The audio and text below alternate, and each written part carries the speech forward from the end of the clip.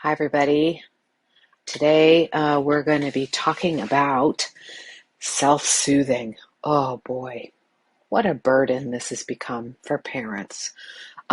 Advice that's out there, at least in the US, makes it sound like this is the most important thing you will ever do for your baby. And it's something that you have to work on right from the beginning.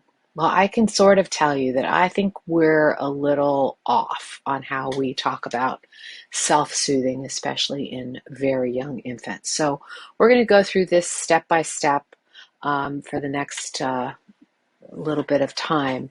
And hopefully it'll give you a little bit of relief and validation about how self-soothing actually develops and how much control you really have over it. So let's just get started.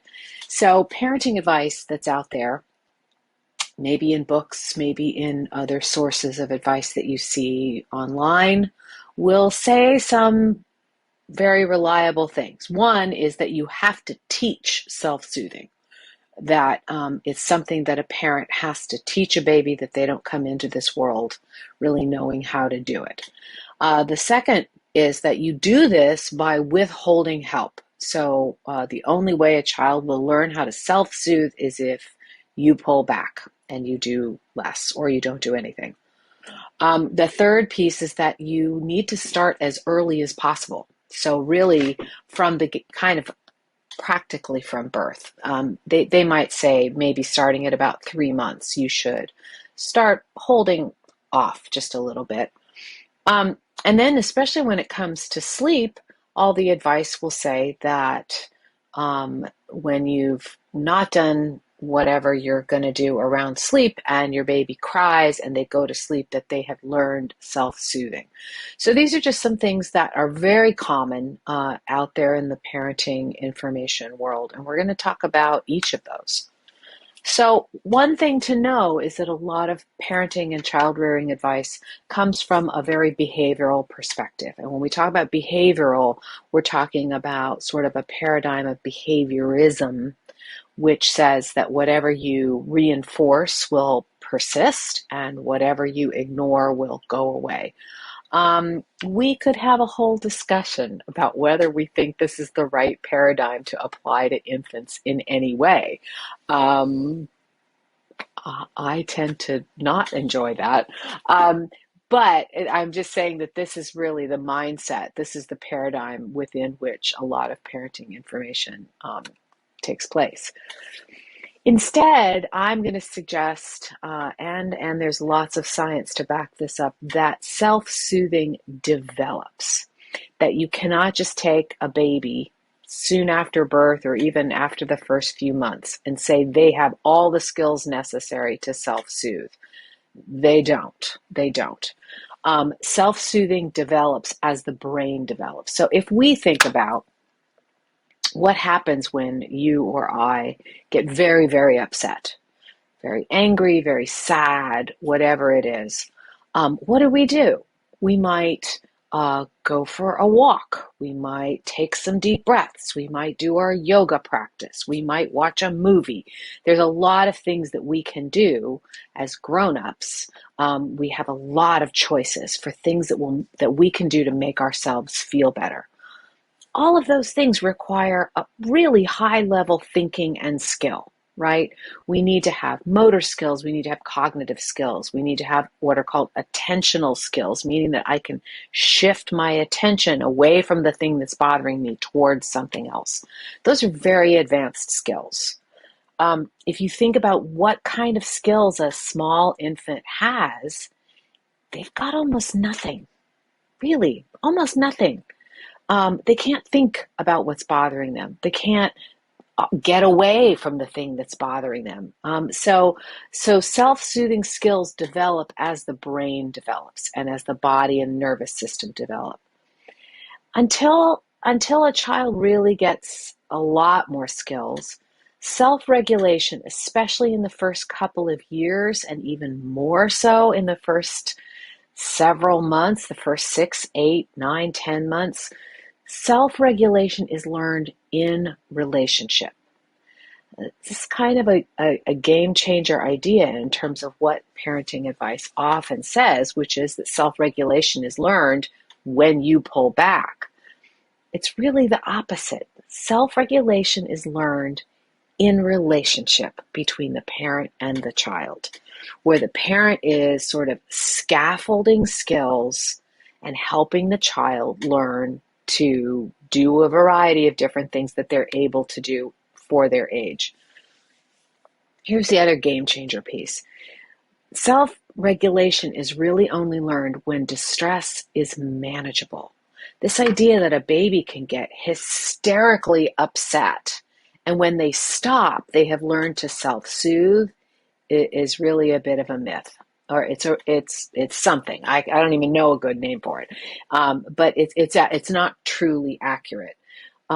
When a child has distress or discomfort that they can handle, and you're there to monitor and make sure that it's not too much, they can practice new skills. Let's think about it in terms of how we teach a child to ride a bike. I think that's the next slide. No. We're going to be talking about riding a bike as a really great analogy for teaching self-soothing. So maybe I'll just put a pin in that and we'll wait. So what actually is self-soothing? Self-soothing, when we talk about it, let's break it down. Self-soothing means that an individual senses a threat, big air quotes, threat. And that can be discomfort. It can be anything that's aversive, that doesn't feel good. And then that individual evaluates that event. They evaluate what the feeling or the threat is, and then also what do they need to do about it. Then the second part of it is that the individual marshals, gathers whatever internal or external resources they have to feel better. So if I'm, as an adult, hungry, I go, oh, I sense that I'm hungry. I know that I can go to the kitchen and get something to eat and I will feel better, right? A baby has fewer skills to do that. Generally, their way of evaluating the threat is to say, I'm feeling bad. I need to call out for mom or dad, and they will solve this problem for me. And then once they get whatever it is they need, they can come back to what we call homeostasis or calm, right? That's self-soothing. Self-soothing is feeling a threat, doing something to bring the threat back down to a baseline level.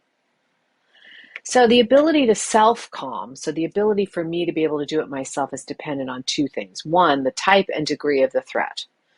Is it huge? Is it tiny? Is it passing? Is it more what is it? And second, how many resources that child has, both internal and external. An internal resource means that the baby can suck on their hand, and that helps them feel better. So if it's a little bit of distress and a baby can get their hand to their mouth, or they've got a pacifier, and that helps, and they calm down, they've just handled that tiny little nugget of distress. That's self-soothing for sure. So we have to look at what distress, how much distress is manageable. So it's kind of like if I gave you a 25-pound bag of sugar, you would think, well, depending, I don't know how strong you are, but you might go, wow, this is heavy, but I could hold this for a certain bit of time, and then I'd need to set it down. If I gave you 100-pound bag of sugar, you wouldn't be able to, you'd probably drop it, unless you're very, very strong. You'd drop it. It's too big. So if we give a child too much distress, there is no way they're going to be able to handle it on their own, and they're going to need help. So let's look at what resources children have by age. What can they actually do for themselves by age? 0 to 1 month, all they can do is maybe close their eyes. At this age, they usually can just shut down into sleep. There's an automatic off switch in the brain in these early months that just shuts them down when it gets to be too much. And they can suck on, a pacifier or on a breast, whatever, then that really helps them. That's all they've got. That's it. Once they're past what those few things can do, they really need help calming down. 2 to 3 months, they have a teeny little bit of visual control, and they can still, sucking really continues to be the action that really helps them calm down. Um, the visual control is really minor, really rudimentary. So, and it doesn't always really help. If they're hungry, looking away is not really going to help a lot. 3 to 4 months, they're able to look at their own body. So if you ever see a little baby like look at hands, that's partly trying to self regulate. They can distract themselves by looking away at something else. The social smile is actually a way of self regulation because it draws a caregiver to them to interaction. And then by 5 to 6 months, they can turn away from distress. They have different cries that will signal different things. But here we're not talking about a lot of skills. It's just not a lot that they can actually do for themselves. So when we say, oh, we have to teach them self-soothing, it's always within the scope of these tiny little actions that a baby can take. So here's the bicycle analogy. So self-soothing is learned in relationship. The parent does for the child until the child is able to take on more skills. When I say we don't give a child a bicycle and just say, good luck with that. We don't put the bicycle over there and say, I'm going to be in the other room. I can't teach you how to ride that bicycle because if I do, you'll never ride it on your own. We would never say that. What do we do as parents when we're going to teach a child to ride a bicycle? We hang on to that bicycle. Well, first of all, we wait for that child to have the skills necessary to even get on a bicycle, right? We're not going to give a toddler a two-wheeler. We're going to keep training wheels on it. Whatever we're going to do, we're going to make sure that that bike is manageable for that child. We're not going to put them on a bike that's too big. Then when they're on the right bike and they're the right age and they're ready to go, we hang on to that bike for dear life while they're learning how to pedal, how to balance, all of that. We hang on. We're there to help. And then as they start getting a little bit better at it, they start getting the hang of some of the balance, we start letting go briefly. And then we grab back on again. And then we let go a little bit more and they wobble a little bit and then we hang on. Now we know if we never let go, that child would never learn how to ride the bike, of course. So we test it out. We say, can you do this? Can you? Nope. Okay, I'm going to hold on for a little bit more, right? That's exactly how self-soothing should be taught. We see what kids are capable of, and then we step in when it's too much. The idea that a child can get really, really hysterical and learn how to self-soothe from that is really just not true. So what we have to do is be ready to help. It also doesn't mean that we never push them a little bit. Again, we got to give them the opportunity to try to work it out. But the younger the baby, the tinier that moment is. So I talk about windows of tolerance. A window of tolerance means how much working it out can a certain child manage by age. The younger the child, the tinier that window is. The older the child, the bigger the window. Now, we don't want to under-challenge. We don't want to continue to do things for a child that they can do on their own. That's a mistake because then we're never asking that child to grow. But we really don't want to over-challenge a kiddo because then that's just stress. That's just stress, and we're asking them to do way too much. So age is critical in understanding a window of tolerance. The other piece that's really critical is temperament. So the younger the baby, the less distress. But also if you have a child that's particularly sensitive, that's particularly intense or reactive, gets very upset very quickly, their window's going to be even smaller for their age. And stepping in to help them calm down with distress that they can't handle is not a bad thing. It's not a bad thing. Then we're helping scaffold some of their skills. I just said that, dependent on temperament. Here's the other piece about this, that stepping in to help a child, often parents feel guilty about that because parents may feel, oh, I'm being weak. I'm not teaching them self-soothing. And I really think that that's a shame because it's really our job as parents to help scaffold our children's skills. Listen, in the early months, what we're doing is, let's see if I have that. Yeah, okay, I'm getting there. What we're doing in the early months is giving them what I call a guided tour. It's not just me, it's actually developmental psychologists. You're giving them a guided tour of self-regulation. In those early months, or even in the first half of the first year, you're saying to your baby, I'm going to do this for you, and I'm going to show you what it feels like to go from tired to sleep, from sleep to awake, from hungry to full. I'm going to show you what it feels like. And then as that child gets a little bit older, you can say to them essentially, okay, I showed you what it felt like. Now you're going to take on just a little bit of this work. Now you're a little older, okay, you're going to take on a little bit more of this work. But we show them how at first. It's also really important that responding to distress is at the heart of a secure attachment. It doesn't mean that our children never cry. It doesn't mean that we respond quickly to every single peep they make. It just means that that action of helping them calm down when they get too upset is really at the heart and soul of a secure attachment relationship. So how do we facilitate self-soothing? Well, we don't do it by just dropping out of the process.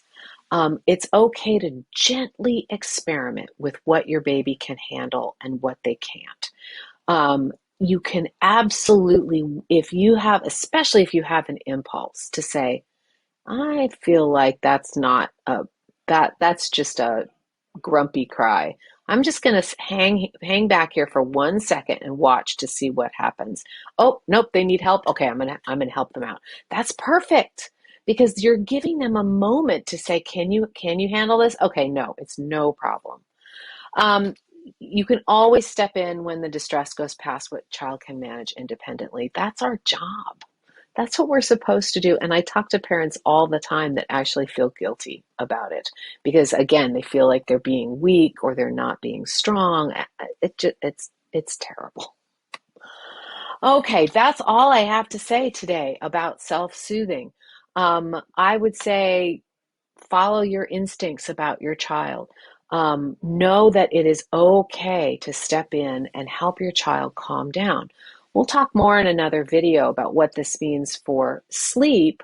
It doesn't mean that you have to give up on any kind of work that you're doing to maybe try to shift a pattern that's really hard. As long as you're always there with your kiddo and you're always monitoring and trying to do what you can to help keep them within that window of tolerance, that's the best thing we can do for our kids. Let me know if you have questions. Here's my information. I recommend the book Goodnight Sleep Tight by Kim West if you're looking for some really solid, supportive, gentle, gradual approaches to sleep and self-soothing after 6 months. But I hope this has helped you. Thanks.